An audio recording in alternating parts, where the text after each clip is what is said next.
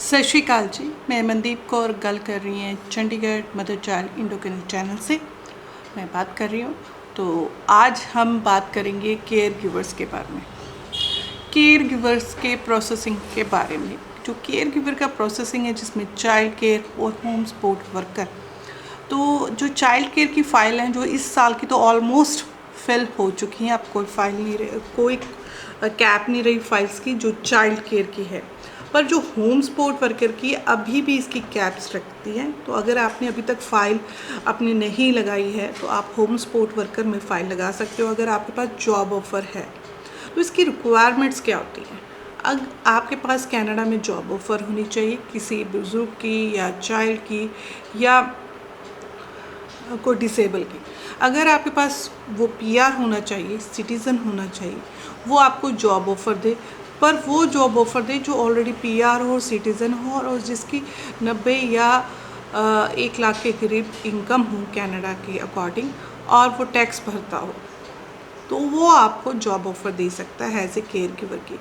तो आप जाके कनाडा में वो काम कर सकते हैं। तो आपकी रिक्वायरमेंट ये है कि आप जीएनएम, बीएससी नर्सिंग या एमएससी नर्सिंग हो या आपने केयर गिवर का कोर्स करा हुआ है, तो आपको वैस आईक्यूएस असेसमेंट करानी पड़ती है। तो जो क्वालिफ़िकेशन होती है, काफ़ी लोग जो है +2 के हिसाब से सोचते हैं कि अभी भी +2 के हिसाब से केयर गिवर की फ़ाइल लगती है। ऐसा नहीं है। +2 के में एलिजिबिलिटी उन्होंने हटा दी थी 2019 में ही। अब जो है मोस्टली वो लेते हैं पोस्ट ग्रेजुएट, यानी कि +2 के बाद 2 साल या 3 साल का आपके पास डिप्लोमा होना चाहिए जो वैस रिकॉग्नाइज करती हो। तो यानी कि पोस्ट ग्रेजुएट सेकेंडरी डिप्लोमा होना चाहिए। अगर वैस के पास ये आपकी इक्वलिटी आती है, इक्वल होके आता है आपकी वैस की रिपोर्ट, तो आप फाइल लगा सकते हो। तो या BA, MA, BSc nursing, MSc nursing करी हुई है तब भी आप अपनी फ़ाइल लगा सकते हो, पर आपको वैस की रिपोर्ट ज़रूरी है। अगर वैस नहीं तो आईक्यूएस, आईसीएस, आईसीएएस पर करा सकते हो, क्योंकि हम ये सर्विस भी प्रोवाइड करते हैं। तो आप हमें कांटेक्ट कर सकते हो, नीचे हमारा डिस्क्रिप्शन में नंबर है। तो अब हम बात करते हैं कि इनमें आइलेट्स की कितनी बैन होती है, क्योंकि काफ़ी बच्चे कन्फ्यूज़ हो जाते हैं और उन्हें काफ़ी घबराहट भी होती है कि कितनी रिक्वायरमेंट्स है केयर गिवर की आइलेट्स की। तो ये जनरल की आइलेट्स करनी पड़ती है।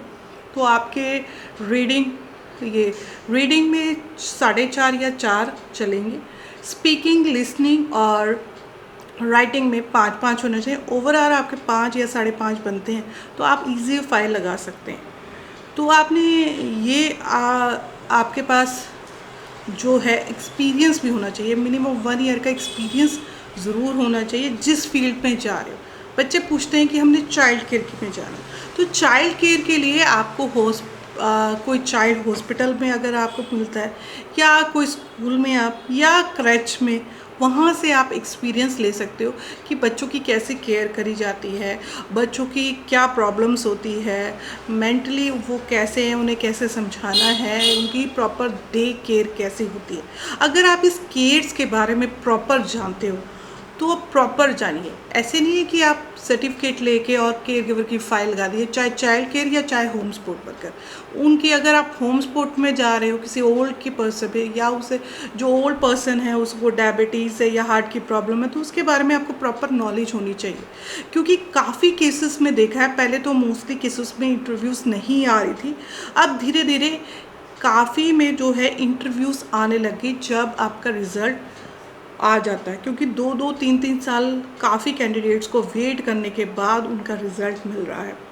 तो आप जब ये फ़ाइल लगाते हो, क्योंकि इसमें 2750 है कैप सिस्टम दोनों में, होम सपोर्ट और होम चाइल्ड केयर प्रोवाइडर में भी। तो आप जब, क्योंकि जो अब इस साल की जो चाइल्ड केयर प्रोवाइडर की फ़ाइल है वो 1 जनवरी 2024 को स्टार्ट होगी, तो उस टाइम से पहले आप अपनी फ़ाइल प्रिपेयर कर सकते हो। तो आपने अगर नैनी का कोर्स करा है, प्रॉपर नॉलेज से करिए और जिस भी एम्प्लॉयर के पास आप जा रहे हो उसकी सारी इन्फॉर्मेशन हो। ऐसे ना हो कि उसके एम्प्लॉयर के बारे में आपको कुछ पता ही ना हो, क्योंकि काफ़ी बच्चे जो है एजेंट से जो है एम्प्लॉयर हायर करते हैं, ख़रीदते हैं और उनको अपने एम्प्लॉयर के बारे में नाम तक नहीं पता होता। पर मैं ये चाहूँगी कि आप उसका नाम पता करें, सारा कुछ, फ़ोन नंबर, आप किस बच्चे को सामने जा रहे हो, क्या आपको सैलरी मिलेगी अगर आप कनाडा जाते हो। तो ये सारी फ़ाइल लग जाती है। फ़ाइल लगने के बाद टेम्परेरी नंबर आता है, फिर परमानेंट नंबर आता है उसके बाद आपके बायोमेट्रिक्स आ जाते हैं, फिर मेडिकल आ जाता है, और उसके बाद एम्बेसी आपकी फ़ाइल का प्रोसेस करती है, क्योंकि अब तो ऑनलाइन फ़ाइल लगती है, अब तो पेपर बेस्ड फाइल लगती नहीं है।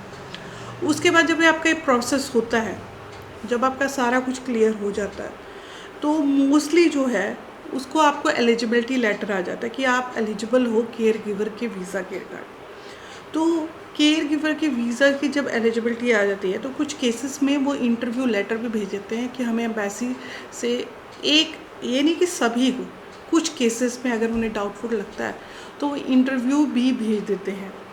तो फिर आपका डिपेंड करता है कि आपकी इंटरव्यू जो है वो इंटरव्यू क्लियर होनी चाहिए। जब अगर क्लियर हो जाए तो आपका वीज़ा लग जाता है, जिसमें आप और आपकी फैमिली डायरेक्ट जा सकते हैं कनाडा, आपके बच्चे और आप।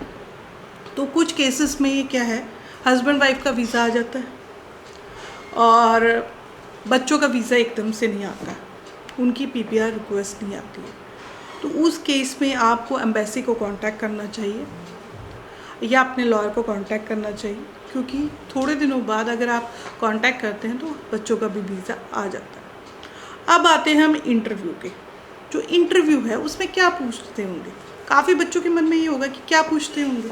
पूछते वो आपके ही रिलेटिव हैं कि आप जिस बच्चे को सामने जा रहे हो वो क्या नाम है, वो किसका बच्चा है, कहाँ जा रहे हो, उसका एड्रेस क्या है, तो बच्चे की कंडीशन क्या है, बच्चा नॉर्मल है। कुछ बच्चों की डिजीज़ के बारे में पूछ लेते हैं, क्योंकि अगर आपने मेंशन करा है कि मैंने केयर गिवर का कोर्स करा है, तो केयर गिवर में काफ़ी कुछ बच्चों के बारे में बताया जाता है।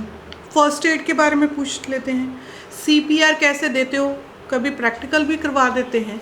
तो इन सब की आपको नॉलेज होनी चाहिए। कल ये नहीं कि मैंने नैनी का कोर्स कर लिया, तो नैनी के कोर्स के साथ उनकी आपको नॉलेज भी होनी चाहिए, प्रैक्टिस भी होनी चाहिए, एक्सपीरियंस भी होना चाहिए, क्योंकि कभी कभी इंटरव्यू भी आ जाती है, तो उसके लिए आप पहले प्रिपेयर रहें। तो अगर आप इंटरव्यू प्रॉपर क्लियर कर जाते हैं तो आपको वीज़ा मिल जाता है। तो आप अगर ओल्ड एज के लिए जा रहे हो तो ओल्ड एज के बारे में आपको प्रॉपर पता होना चाहिए। तो प्रॉपर अगर आपको पता है तो आप उनको क्या डिज़ीज़ होती है, अगर उनको एकदम से चक्कर आ जाए, क्योंकि जो बीपी का पेशेंट है उसे कभी चक्कर भी आ सकता है, सिर भी दर्द हो रहा है, तो उसकी क्या फ़र्स्ट एड होगी, क्या मेडिसिन होगी, प्रॉपर क्या मेडिसिन है। अगर शुगर का पेशेंट है तो उसकी रोज़ शुगर करनी है, खाने से पहले उसकी शुगर टेस्ट करनी है, फिर उसे खाना खिलाना है। तो उसे अगर बाई चांस शुगर का जो पेशेंट होता है उसे कभी एकदम से काफ़ी वो लगता है कि मुझे भी खाना चाहिए, काफ़ी घबराहट होती है शुगर वाले पेशेंट को। अगर उसकी शुगर लेवल इंक्रीज़ है, उसे घबराहट होती है कि मुझे खाने को कुछ मिले, तो ऐसी कंडीशन में हम पेशेंट को कैसे देख रेख करें, ये आपसे एम्बेसी पूछ सकती है अगर आपकी इंटरव्यू आए। तो आप कहीं से भी कोर्स कर रहे हो, मैं कह रही हूँ आप कोर्स करिए, प्रॉपर नॉलेज लीजिए और प्रॉपर नॉलेज लेके रखिए। ये ना हो कि आपने नॉलेज ले ली और उसे भूल गए। तो जो भी आपने अपने केयर गिवर के कोर्स में पढ़ा है उसे रिवाइज़ करिए। फ़ाइल आपकी लगी ज़रूर है, पर आप पढ़िए और उससे स्टडी ज़रूर करिए, क्योंकि कभी कभी इंटरव्यू भी आ जाती है। तो उसके लिए प्रिपेयर रहिए और कनाडा जाने का ड्रीम सच्चा करिए। Thank you so much.